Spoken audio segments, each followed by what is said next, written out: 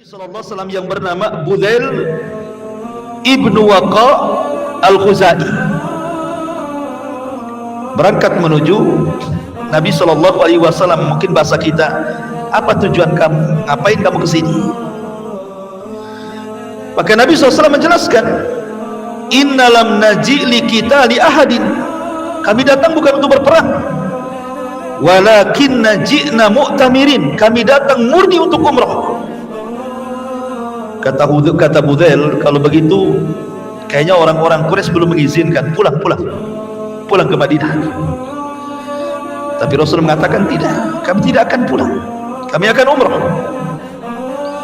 Maka Budhail pun kemudian berangkat ke orang-orang Quraisy, kemudian menghabarkan bahwa tujuan Rasul dan para sahabat hanya untuk umrah, bukan untuk menyerang. Tetapi kemudian orang-orang Quraisy tidak yakin dan mengabaikan perkataan Budhail ibn Waqa al-Khuzai ini. Kemudian setelah itu orang-orang Quraisy mengutus lagi seorang yang bernama Urwah ibn Mas'ud al-Thaqafi. Urwah ibn Mas'ud al-Thaqafi termasuk orang yang sering safar. Jadi dia pernah ke Persia, pernah ke Romawi, pernah ke Ethiopia. Pokoknya dia orang yang suka safar, berniaga, sehingga dia kenal para tokoh-tokoh dunia itu di zaman itu ya. Urwah ibn Mas'ud al-Thaqafi ini banyak pengalaman. Jadi dia mengatakan, kata Urwah, utus aku sudah biasa melanglang buana, utus aku, biar aku yang akan bicara dengan Muhammad dan pasukannya, katanya. Maka Urwah pun kemudian diizinkan untuk menemui Nabi Sallallahu Alaihi Wasallam dari pihak orang-orang Quraisy ini.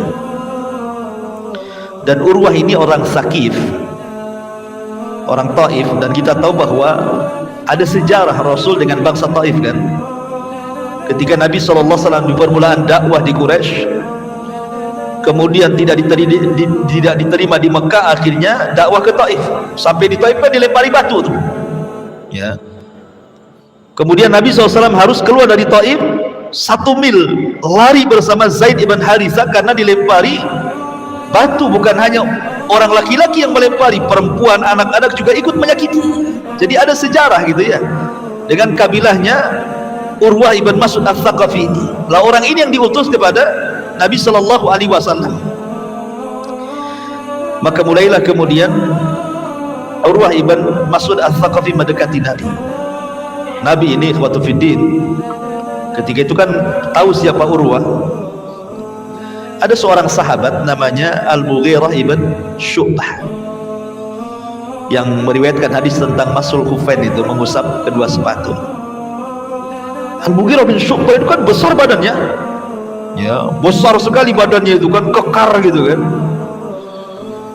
Jadi dia berdiri di belakang Nabi Sallallahu Alaihi Wasallam mengawal Rasul. Kemudian di samping kirinya Abu Bakar, di samping kanannya Umar dan Abu Bakar dan Umar, kiri kanannya. Kemudian para sahabat berkumpul di situ. Itu seolah-olah Nabi Sallallahu Alaihi Wasallam itu betul-betul raja mereka gitu ya, dikawal gitu ya.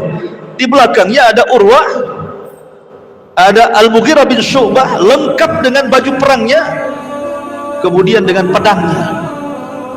Karena dikhawatirkan kalau seandainya utusan Quraisy itu tiba-tiba membawa pisau mendekat Rasul, menusuk gimana kan, dikhawatirkan. Maka sahabat melindungi Nabi. Orang Arab di kebiasaan ikhwatu fiddin, kalau ingin berdialog dalam bentuk kasih sayang biasanya apa? Kalau tidak peluk, mencium kening ataupun mencium pipi gitu ya. Terkadang memegang janggut supaya melembutkan hati, itu dipegang janggutnya gitu. Orang-orang Arab itu begitu. Kalau dipegang janggutnya itu merendah emosinya. Itu kebiasaan orang Arab seperti itu. Jadi Urwah ini mendekat kepada Nabi SAW, kononnya ingin melembutkan hati Rasulullah. Maksudnya apa gitu ya? Keakrabannya itu ditunjukkan dengan hendak memegang janggut. Mughirah bin Syu'bah nggak terima. Diambilnya pedang, dipukulkan gagang pedang.